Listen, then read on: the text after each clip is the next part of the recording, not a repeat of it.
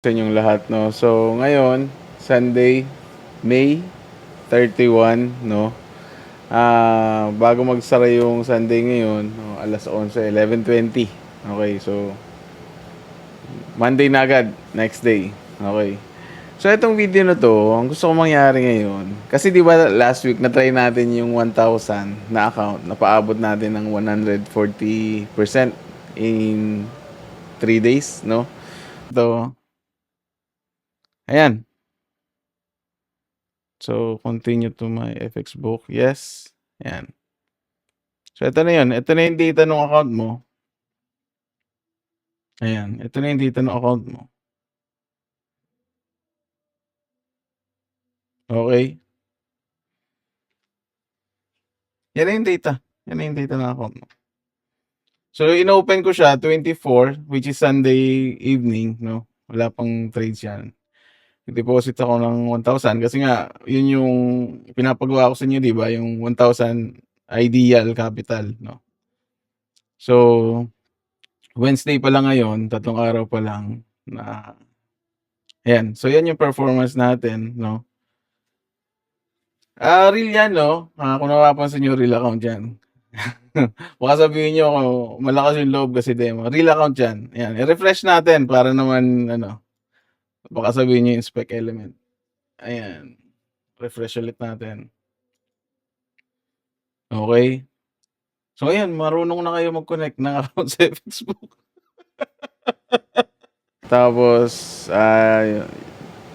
yung sumunod doon, yung $500 naman, na-try natin siya ng 122% in one day. Okay? In one day. Ayan, okay na. Di ba? Mabilis lang. Wala pang 2 minutes. Itag mo ulit, Pops, yung ano ha. I-send mo ulit yung video. Take me to my account. Ayan. Ayan.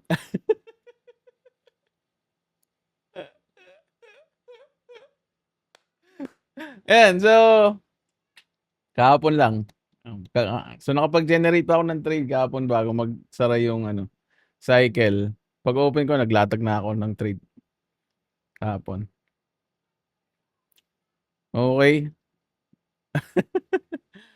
So, eto, nag-deposit tayo ng 500, no? Medyo sumablay lang tayo sa drawdown, naabot tayo ng 10%, pero okay na rin. At least, labas na yung puhunan. Kumita na tayo ng 622 in less than 24 hours, no?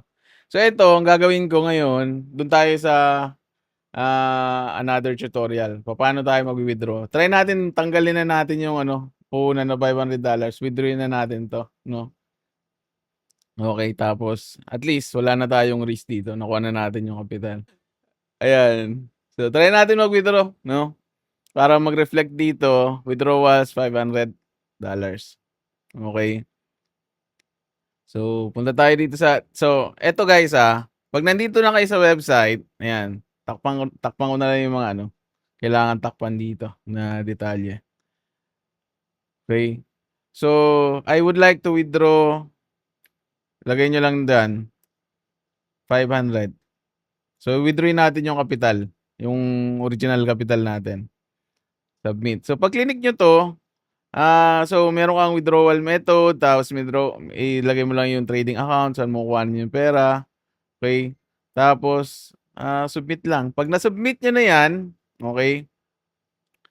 Pag na-submit nyo na yan, dito sa baba, sa bottom part, ayan, merong status definitions para sa mga, ayan, naglo-load pa siya. So, hintayin lang natin lumabas dito yung $500 na withdrawal.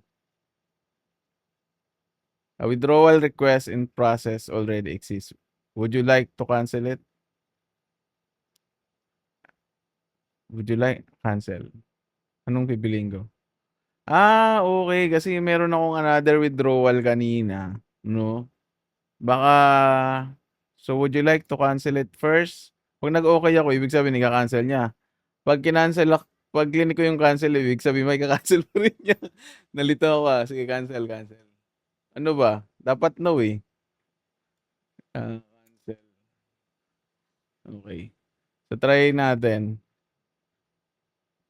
Wala. Hindi siya mag-push through. Kasi meron akong withdrawal kanina, eh. Meron akong withdrawal kanina. Under process pa. So, one withdrawal at a time, guys. Sorry. Hindi tayo makapag-tutorial ng withdrawal. So, ganun lang.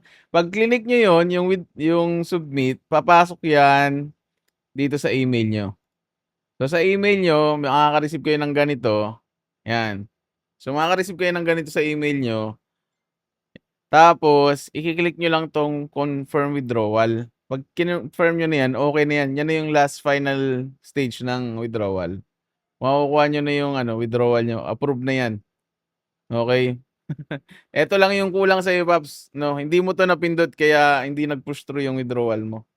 Sayang.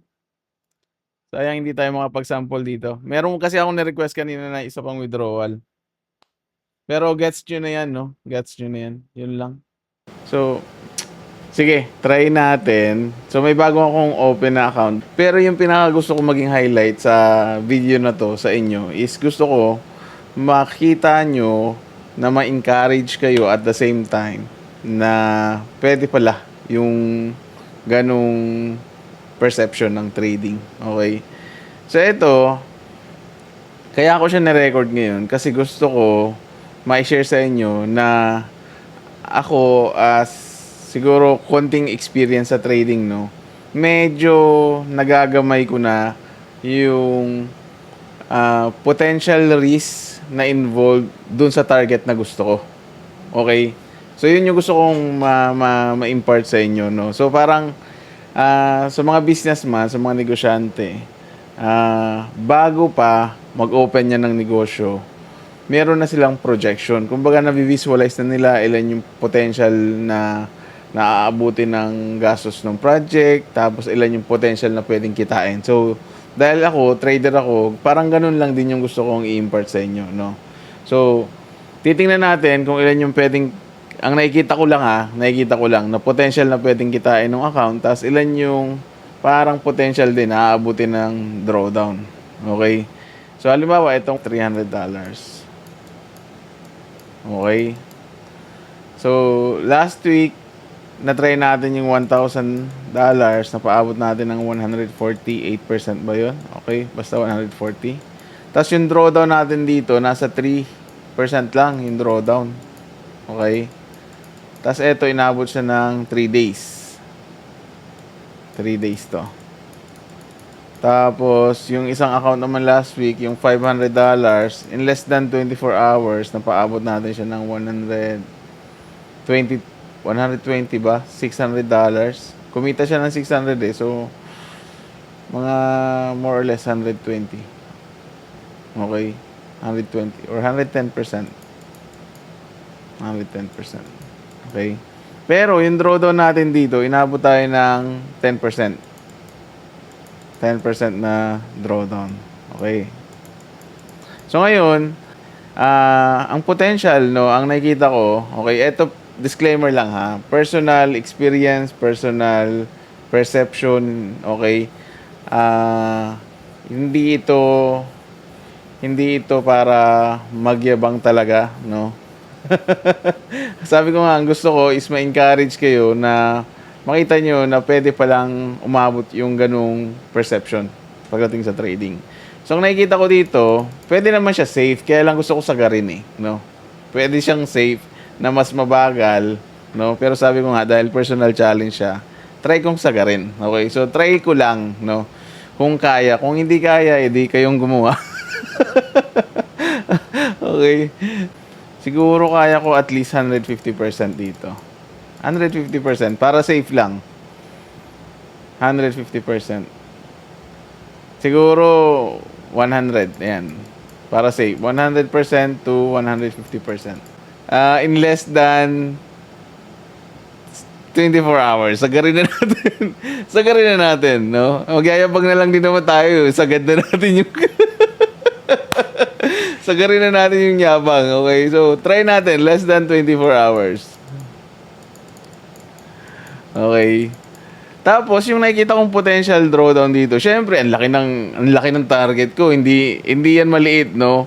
Kaya naman ng mas mababang drawdown. Okay? disclaimer lang again, kaya naman ng mas mababang drawdown, pero imposible kung maabot to. Imposible. Sobrang bagal.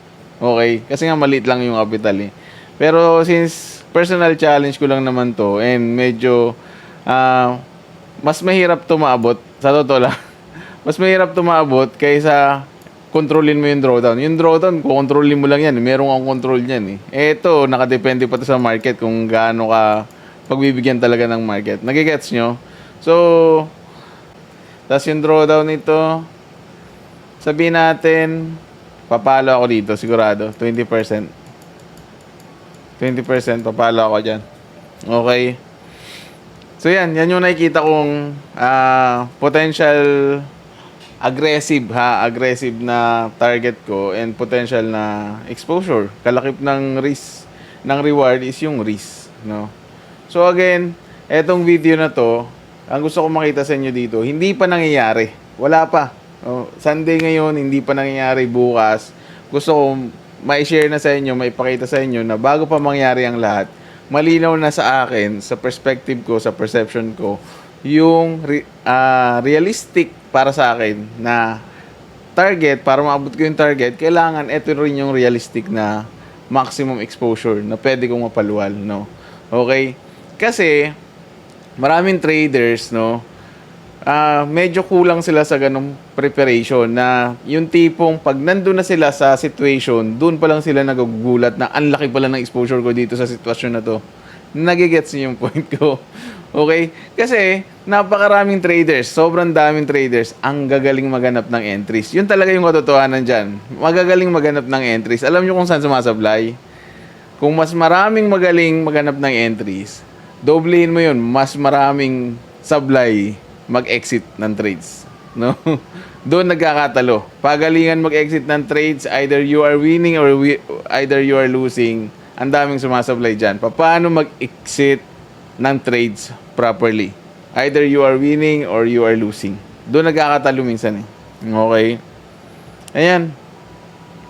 So, idugtong ko na lang yung update nito bukas, no?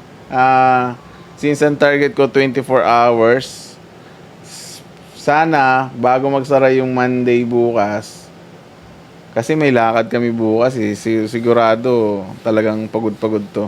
So pero try ko gawa ng paraan, no, na bago magsara yung Monday bukas, magawa ko to ng update, may upload ko kagad, walang edit, raw file, raw video, upload, no. Kung kaya, kung hindi kaya, di kayong gumawa. Okay. 24 hours. Kung lumagpas man ako sa 24 hours, sabihin natin inabot siya ng 2 days, okay pa rin. Okay pa rin, di ba? Ay, nako. Sige. Yan yung medyo interesting to, no. Pero sabi ko nga sa video na to, sa experiment natin na to, gusto ko huwag kayong mayabangan sa akin. Okay, alam naman natin 'yan, no. Mayabang na talaga ako. Pero wag 'yun yung titingnan nyo. Okay? Gusto ko tingnan nyo yung other side, yung positive side na yung skill level pwede pa lang umabot sa ganung level na hindi pa nangyayari yung mga trades. Hindi pa nangyayari lahat. Wala pa. Pero malinaw na yung perception, nabi-visualize mo na kung ano yung kailangan gawin. No? Yun. So sabi ko nga isa sa mga aha moment ko nung medyo nakikitaan ko na ng potential yung trading, nakikitaan ko na ng consistency. Ang isa sa sobrang memorable sa akin is merong time na na-experience ko yung aha moment ko personally, no. Nasabi ko, nakita ko na kagad paano ko ma-achieve yung first 1M ko sa trading. Nakita ko na. Hindi pa nangyayari, wala pang nangyayaring trading history, no. Pero yung aha moment na yon, sabi ko nga, sobrang linaw kung paano ko ma-achieve yung first 1M ko. Okay? First 1M na rupees. Indian rupees. Okay. So, yun lang. I think yun lang, no? Very exciting to, na-excite ako dito. Kaya to kasi maliit lang yung kapital, pero kung malaki yung kapital, ang hirap niya. Relative kasi sa kapital eh. No? So, disclaimer lang, baka isipin nyo, sobrang unrealistic. Unrealistic talaga yan. Kasi nga, maliit lang yung kapital eh. Tsaka, ang drawdown na target natin, medyo malaki rin para ma-achieve ko yung ganyang potential return. Okay? Pero sige lang. Experiment lang naman. Kung kaya, di kung hindi. Sabi ko nga kayong gumawa. Okay. So, sana ma-appreciate nyo tong video na to. Ma-encourage kayo, no? Alam ko mayroong mayayabangan. Hindi ko naman mapiplease lahat, no? Pero sana mas marami yung ma-encourage na pwede palang umabot sa ganong skill level na hindi pa nangyayari, pero meron ka ng malinaw na perception kung ano yung kailangan gawin. Yun lang. Okay. Yun lang guys, no? Kita-kits tayo bukas. Sana magawang ko agad doon ng next update kung na-achieve ko ba in less than 24 hours. No? Okay. Yun lang guys. Maraming salamat. God bless and more peeps everyone. No? Sana marami tayong manalo this week. Okay. Yun lang guys. Bye-bye.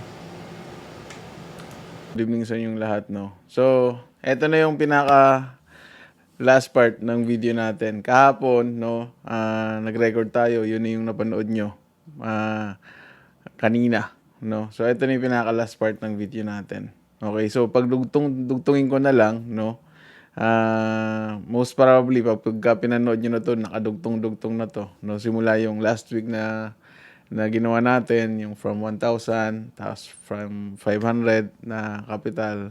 Tapos ngayon naman, yung kahapon nga, yung na-record ko, Sunday, yung $300, no? Tapos, makikita nyo na lang dun sa video ko na ginawa kahapon kung ano yung goal ko, no? So, eto, para mabilis, para mahabol natin yung less than 24 hours na target, no? So, pagpasensya nyo na, no? Wala na, hindi na, pag-abot nung target na 100%, hindi na ako nag-push through. Sobrang busy din kasi. Ang dami naming meeting na pinuntahan ni Mrs. So, kaya hindi rin masyado nakapag-focus, no? So, sabi ko nga doon sa video ko kahapon, ang goal ko sana 150%. Kaya lang, no, hindi umabot, hanggang 100% lang tayo. So, try natin i-connect yung account kung ano yung status ng drawdown tsaka nung percentage. Okay? So, asa na yung, so, broker, MetaTrader 4, select lang natin.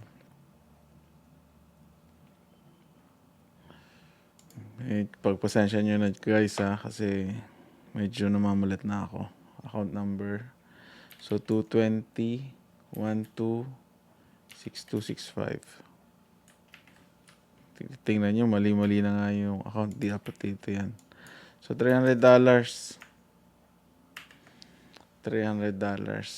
Okay. Personal challenge. Okay. Broker.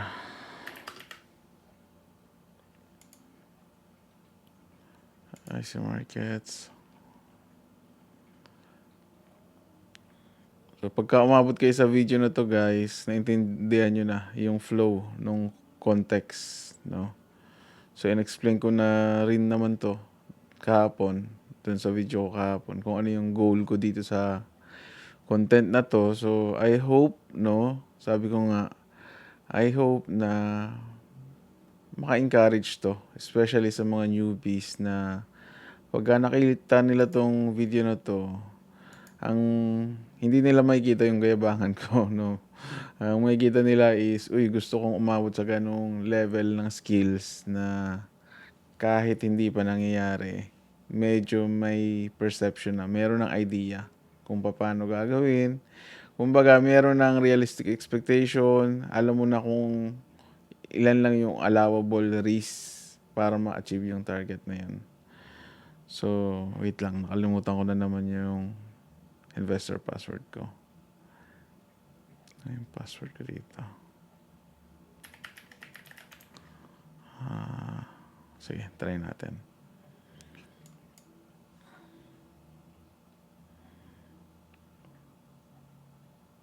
Pasensya na guys, naubos na yung energy ko ngayong araw. Try ko lang tapusin talaga tong content na to para matapos na tong series na to. Ayan, so na-connect na natin yung account. Take me to my account. Okay. So, ito yung nangyari. Okay. Ayan. So, yung $300 challenge natin, no, sabi ko nga, max 150% sana.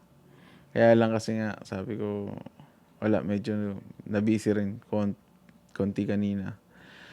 So, wala. 100%, no? At least na-achieve natin yung 100%. Tapos yung drawdown naman, hindi masama, no? Kasi kahapon, nung nirecord ko to, ang tinitingnan ko na possible drawdown ko, abutin ako ng 20%. Para ma-achieve ko yung 150, Pero so far, so good naman. Okay naman. 8% drawdown para sa 100% in less than 24 hours, no?